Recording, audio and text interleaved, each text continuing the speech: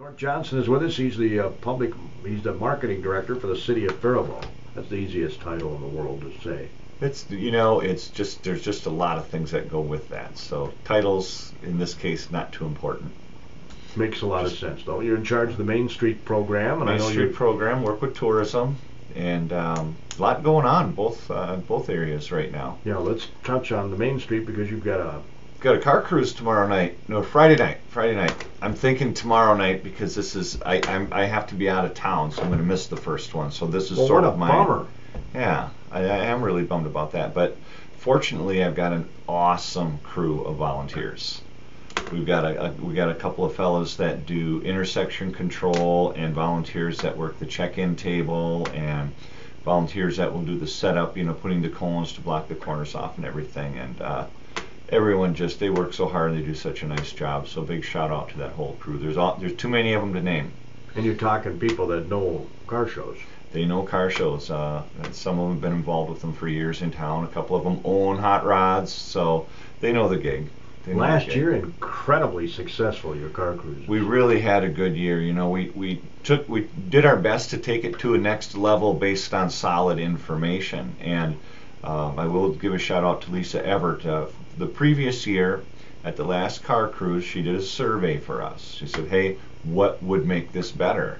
We got dozens of surveys back. And food was one of them. Food was one of them. So we took that upon us to make sure we got some food outside. I'm not sure. Boxers is considering doing something. We do have Signatures sets up their grill, and they do hot dogs and burgers out there. And then we've got the wagon from Bashers that comes down and sets up on the middle block, and that made a difference. Also, we've got you can get a beer out of the Bashers wagon.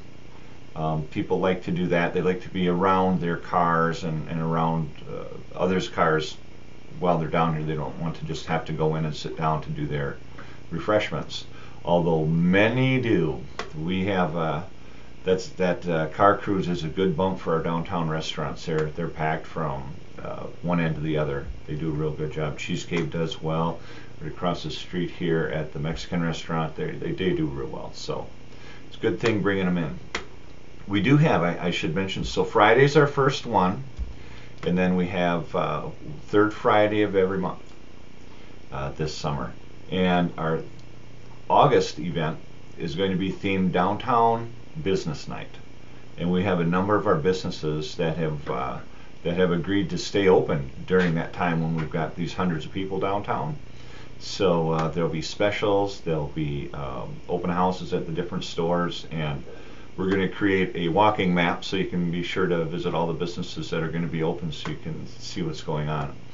And that night also is our showdown. And that's the car club showdown. We give out this ridiculously huge trophy to one of the car clubs. And last year we had clubs from Iowa and Rochester and Minneapolis that came to Faribault.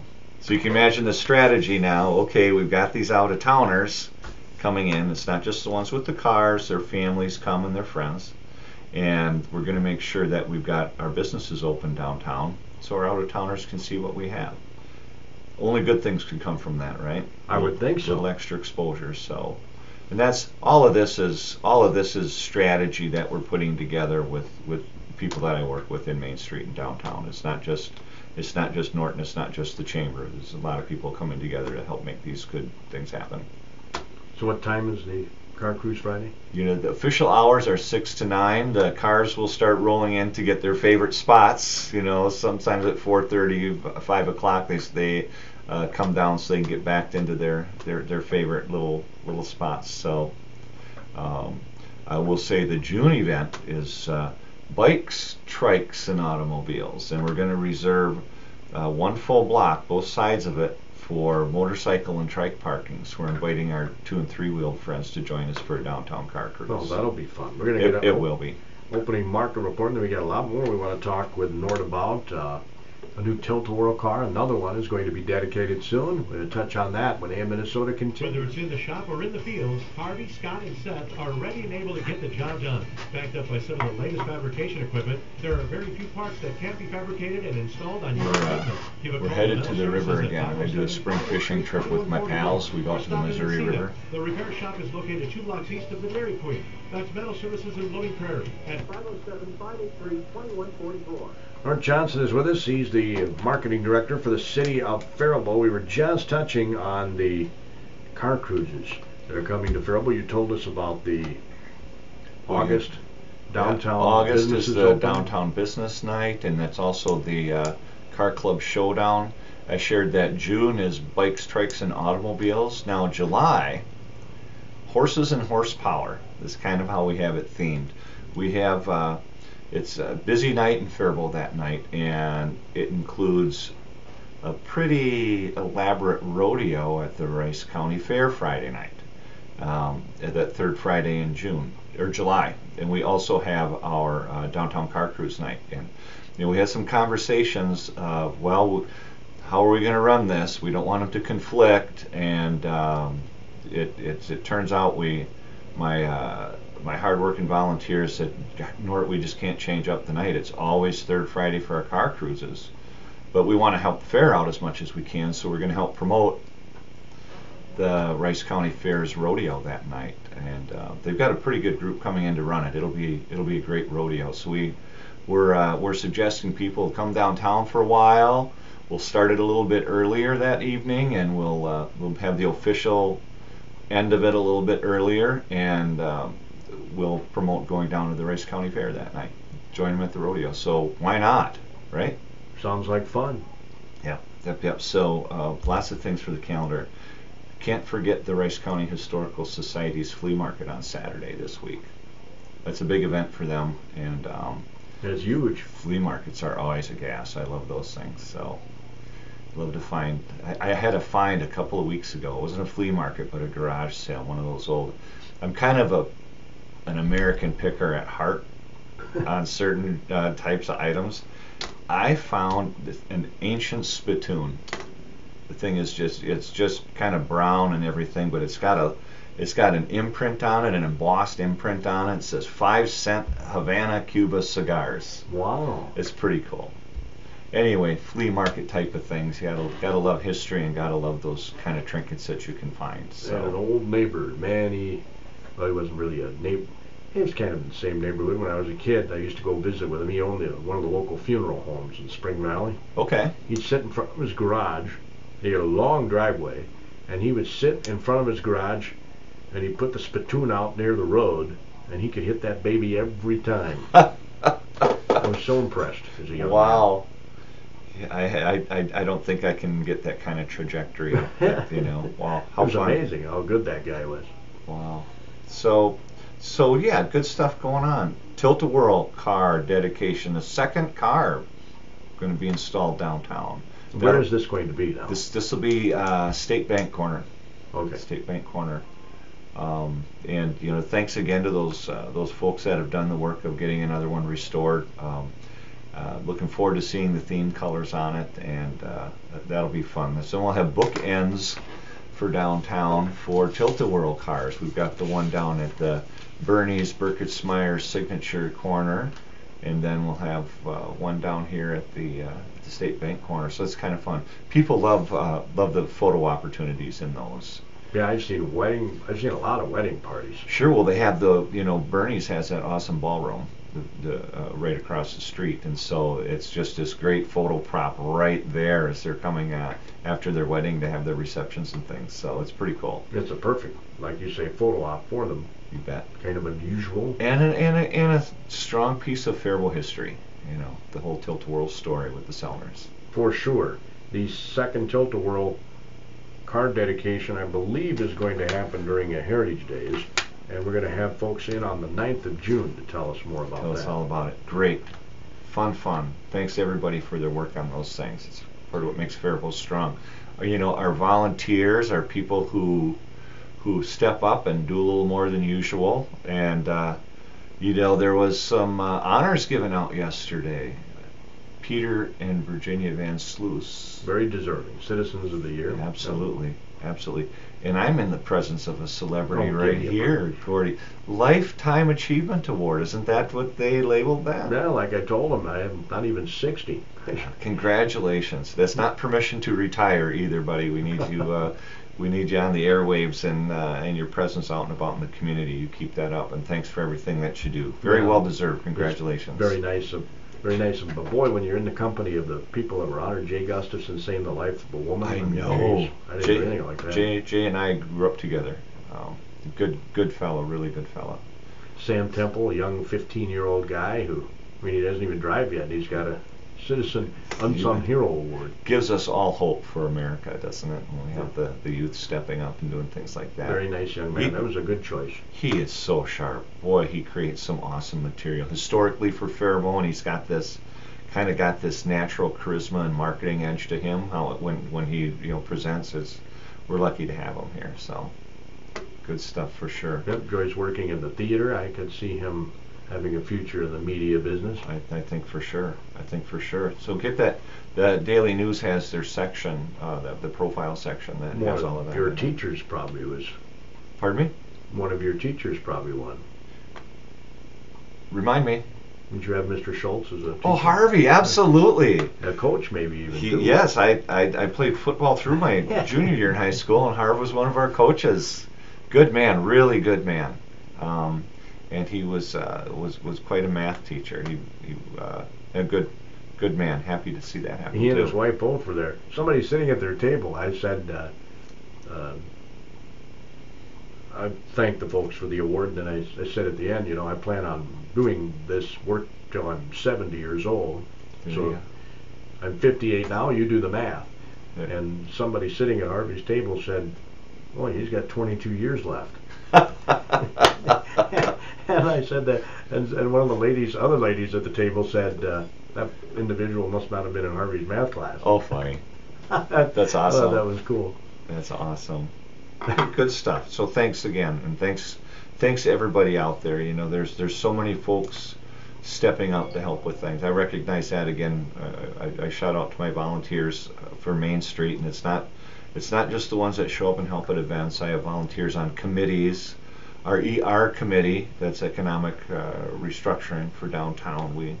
We work on projects that we think will help benefit downtown economically. And one of the things going on right now with that volunteer group is our Main Street Business Challenge. Jeff Jarvis and Lisa Karsten were the other unsung heroes. I didn't want to. Right. Oh, very good. Drop the ball on that. We don't want to leave anybody out. Jeff, great guy, worked for the city many years. He's stepped down from that. Now he's moved on to another new chapter in his life. He's writing a book. I told him to come on this show. When he gets that book done, he's going to come on and talk about that. Well, that'll be fun. Well, he's just a wealth of information. It really is. Lisa does a lot over at the Morristown Historical Society, and of course is on their city council. So awesome.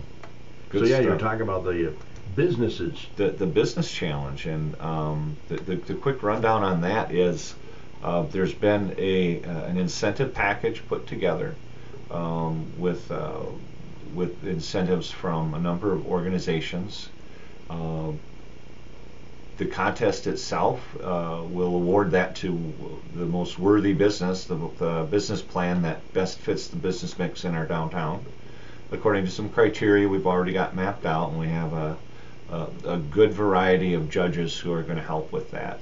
No city staff, no chamber staff. These are people who are involved with the business community in Faribault, so that are going to be doing the judging. We've got guidelines for the judging.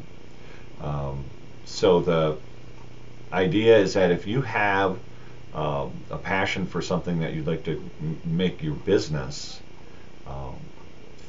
do a one-page narrative. There's a form on the Faribault Main Street website under Business Opportunities, or just call the chamber 334-4381 and we'll get one to you. Easy half-page name, rank, serial number type of things, and then just write down your idea, what your idea is for a business, how you think it could be successful, and why you think it fits in our historic downtown district. And that's your entry form. That's pretty basic. So the judges will choose a number of those entrants to move on to the second phase. And during that second phase, that's really valuable, is we hook up these contestants with business counseling from the SBDC. We'll also seek out, if we can find appropriate mentors for these folks, we're going to make connections for them so they can get more specific expert knowledge around the activities that they're going to do. For example, if we had somebody who was going to do a small metal trinket working type of business, we would do our best to hook them up with somebody who knows metal and supplies, are experts in that area. So it's just a bland example, but it shows you what we're trying to do. In that process, regardless if somebody who's entered the contest wins, we've connected them at no charge with business counseling to help them see if they can put together a feasible business plan, and then experts that can help them out with some of the technical sides of what they want to do. So we're optimistic about the program. The deadline is next Tuesday. Is that the 23rd? I think that's the 23rd. Yes, it is. Okay. And you said you have a half dozen that have been in? I have a half dozen already. Can you give me a sample of, I mean, I know you don't want to reveal who they are. You know, that's what something kind of that businesses just do we have? fun businesses and relevant businesses.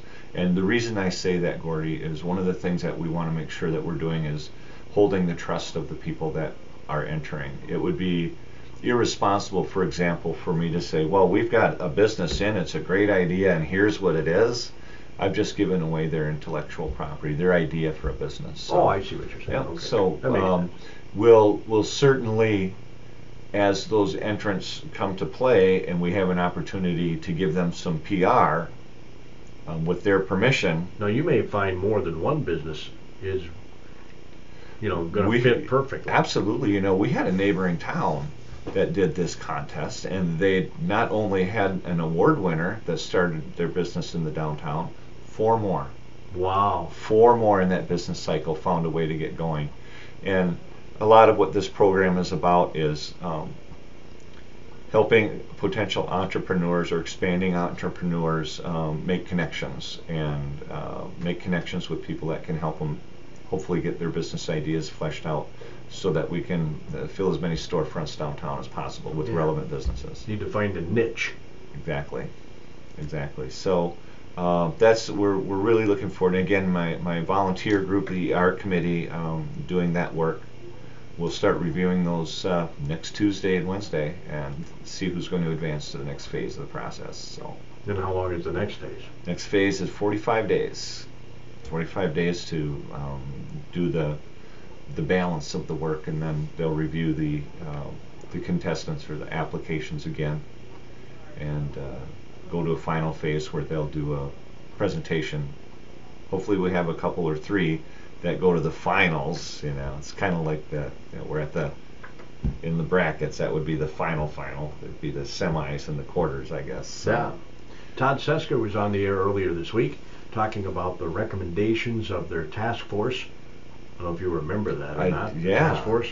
But come out with their recommendations of, I think the price tag is $85 million, something like that. It's a pretty big price tag. They might be going before the city with. Just wanted to get your take on the community event center. It started out as a field house, now they're calling it an event center. It's kind of the same thing. We have a gap.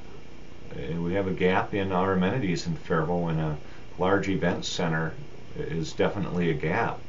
How that gets accomplished and the way the public decides that we can get that accomplished is going to be, I think that'll be a journey. Obviously, if you can have private dollars come in and do those amenities, that's optimal. In my opinion, I don't know that tax dollars should pay for everything. However, in the absence of private investment, if you still know that it's an important piece for the community, that's when you make decisions. That's when you decide if it's important enough to get done, then sometimes you have to do it yourself. Well, what Superintendent Sesker said on the show was they penciled it out, and for a $200,000 valued home, taxes would go up $30 a month. $360 a year, a little less than $1 a day. You know, in my opinion, that'd be worth the expense for the right kind of event center. So, and that would the economic benefits of that, I haven't penciled it out for Faribault, Gordy, but other places that have been who've made investments in those types of amenities, the overall economic benefit far outweighs the investment. The ROI is pretty good. So just imagine we're adding a number of events, and every one of those will draw some out of town folks. Sure. So your hotels benefit, your restaurants benefit, your hotels, gas restaurants, stations shopping, and then the additional exposure for Faribault. So every time you bring somebody in to town for an event, let's just take the car cruises for example. Right. Last year when we had Iowa, Rochester, and Minneapolis people come to downtown Faribault, they're looking at this beautiful district and saying to themselves, I wonder if this is a place where I could make a go with something. I wonder if I could invest in something here. You don't need very many of those things to happen to start having some pretty positive impact. So an event center bringing more people to town, more potential investors and partners, and that's the secondary effect. The primary effect is what they spend when they're here.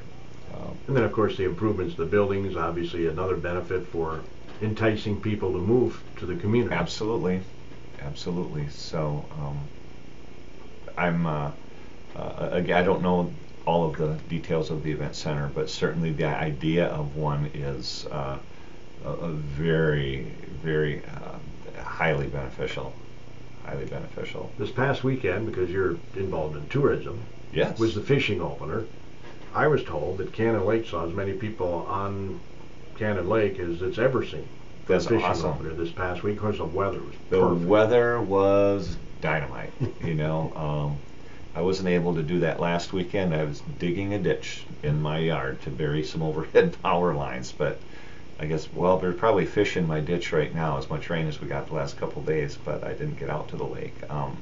But those fishing opportunities that we have here, especially early season in our neck of the woods, are pretty good. We get plenty of folks coming in to do that. So And obviously, that's a benefit to the community too, with all these lakes around us. absolutely. The stronger our neighbors are and our rural resort partners are, the better we do. To be sure, we do. Our resorts have a real high occupancy rate. I would describe it as local tourism. There's a number. I have friends that have, nice campers out at the resorts, and that's basically their summer cabins.